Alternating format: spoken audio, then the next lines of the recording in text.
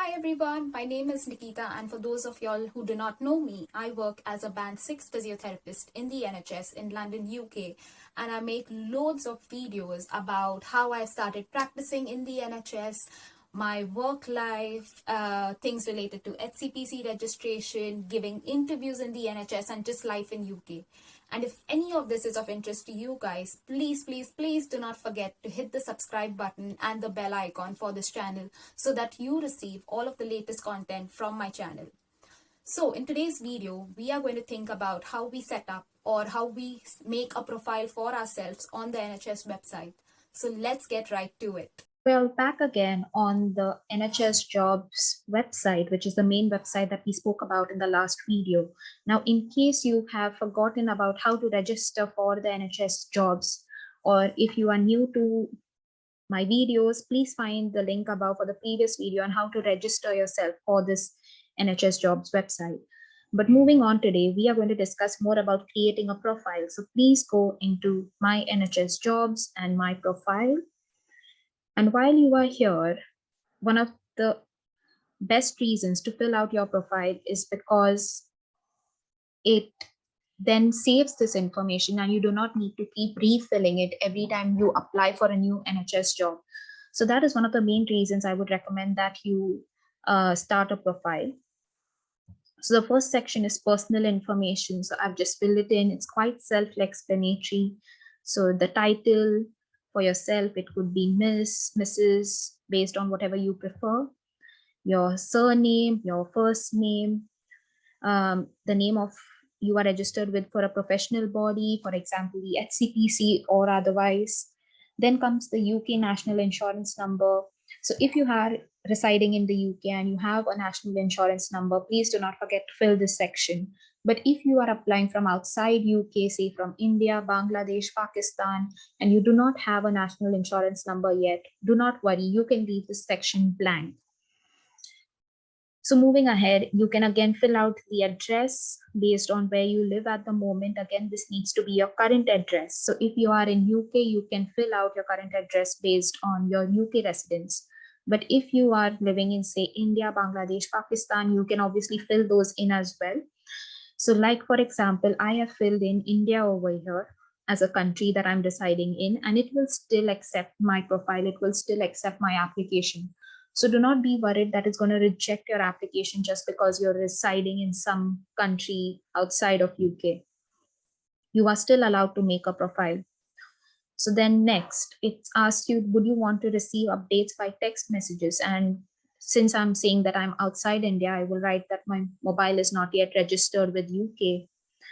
So what telephone number, because obviously you can give a couple of telephone numbers, so you can choose what you want to be contacted by, which is the mobile number that you prefer for. Now, are you a British, Irish, or a European Union national? So for me, it is no, I am not. So select your current immigration status. So if you are here on dependent visa, are you here as a visitor? Are you a student in UK or other? So considering that I am in India and I'm applying for it, I'm just going to say others.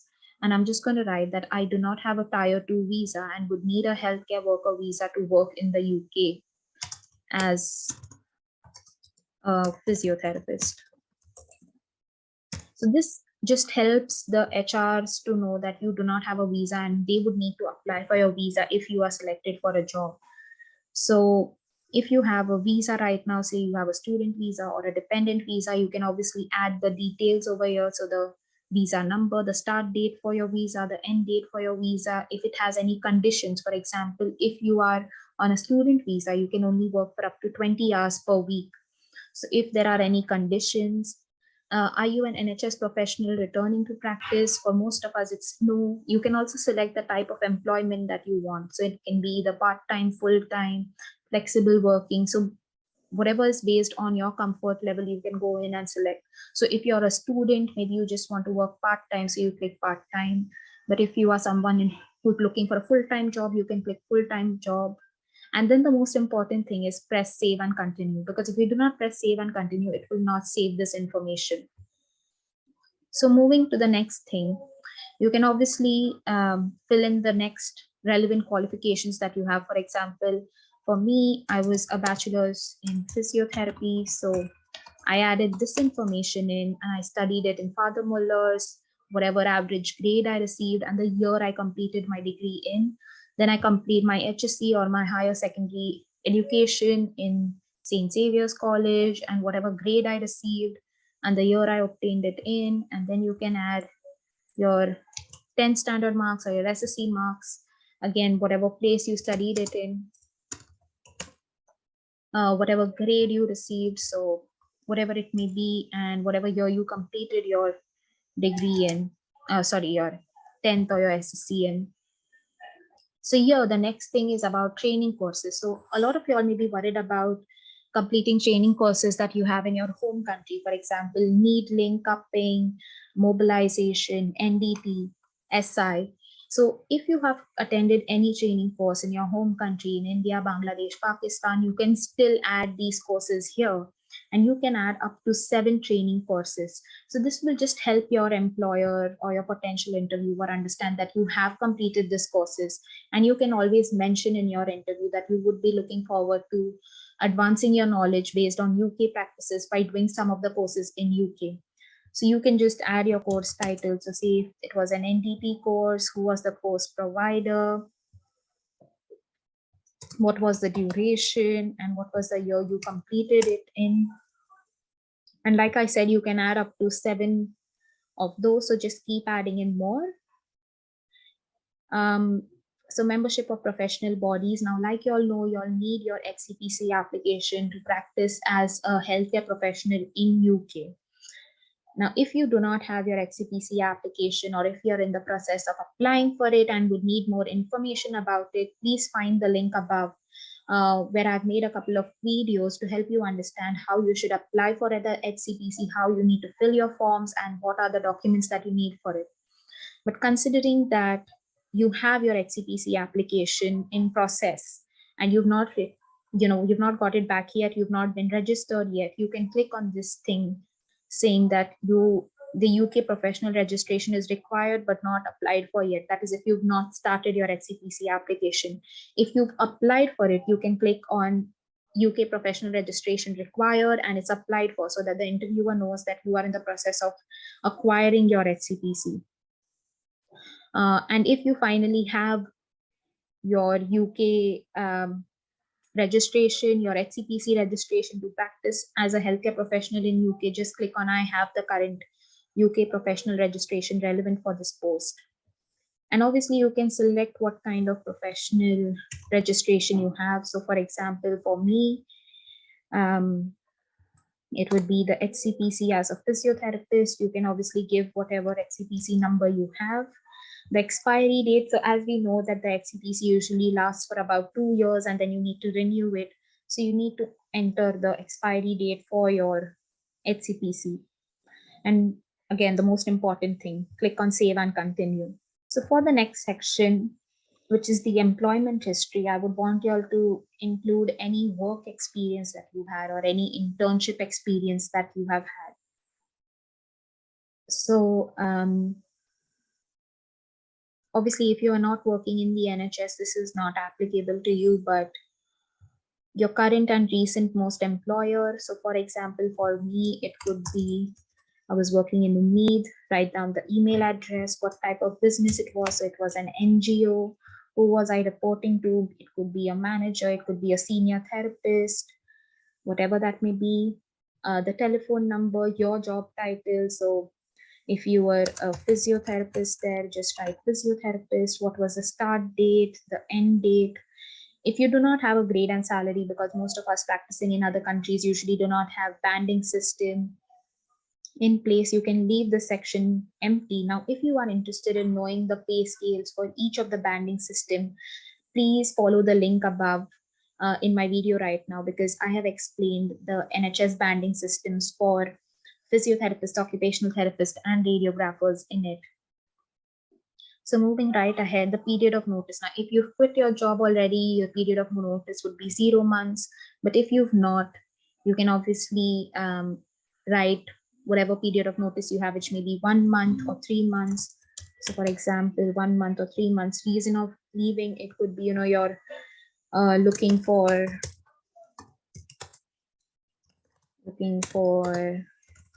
opportunities to practice in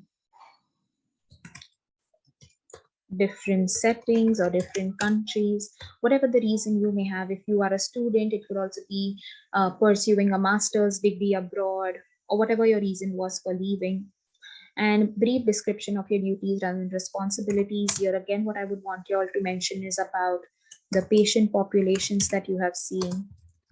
So for me, because I'm a pediatric therapist, it could also obviously a lot of children with CP, with Duchenne's muscular dystrophy, so on and so forth.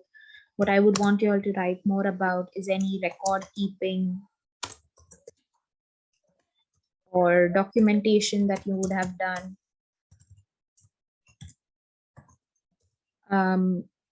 Also, you can write about any scheduling that you have done for your patients, or maybe even timetables that you've drawn up. You can also mention information about any groups or trainings that you've undertaken for peers, for patients, in my case, also for the families of children.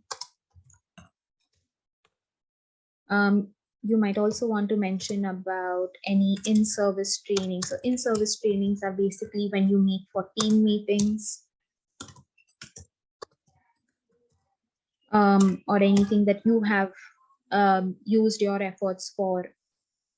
So all of these things is what you would want to write in your responsibilities and duties section.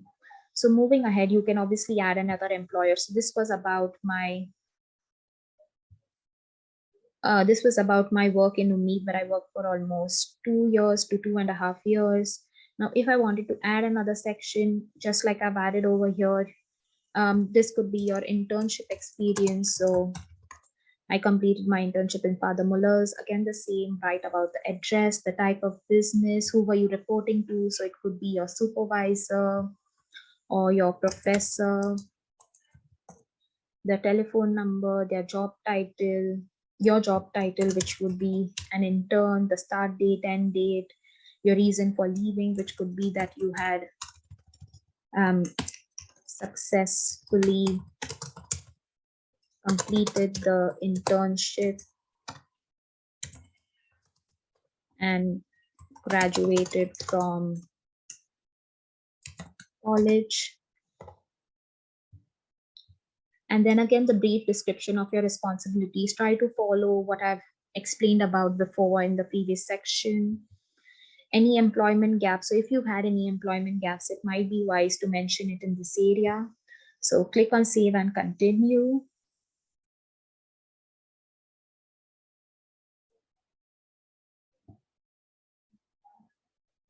So the next section is for references. Now, what I would recommend is that you provide at least 2 and up to 3 references for your NHS jobs. And the reason I tell you this is because it needs to cover a 3-year period of continuous employment training or education. So obviously speak to your professors, speak to your previous managers and supervisors, and ask them if you can put them down as a reference for the particular job that you are applying for. Because NHS employers will contact them to confirm your reference. And you can supply up to 3 people for your reference. But what I would say is always try to cover a 3-year period. So for example, if right now we are into 2021, your references need to be from 2018, 19, and 20 and 21. So at least from 18 or 19 to 2021. So the type of reference again can be, for example, it can be your current employer, previous employer, university, college, or higher education, the email address, again, the title, the surname of the person with the email address. So maybe it could be their first name, their relationship. So it could be either your professor or your manager, the address where they are working at right now, or the address where you worked at previously. So obviously you also need to mention the date that it covers your reference form. So like I said, it needs to cover at least for 3 years. So suppose say this is my most recent, so maybe say from 2020 to 2021 is what this covers from. And then can this referee be approached prior to interview? So if you are comfortable with this, you can tick yes. But if you are feeling uncomfortable, if you do not want your referee to be contacted before the interview, please tick no.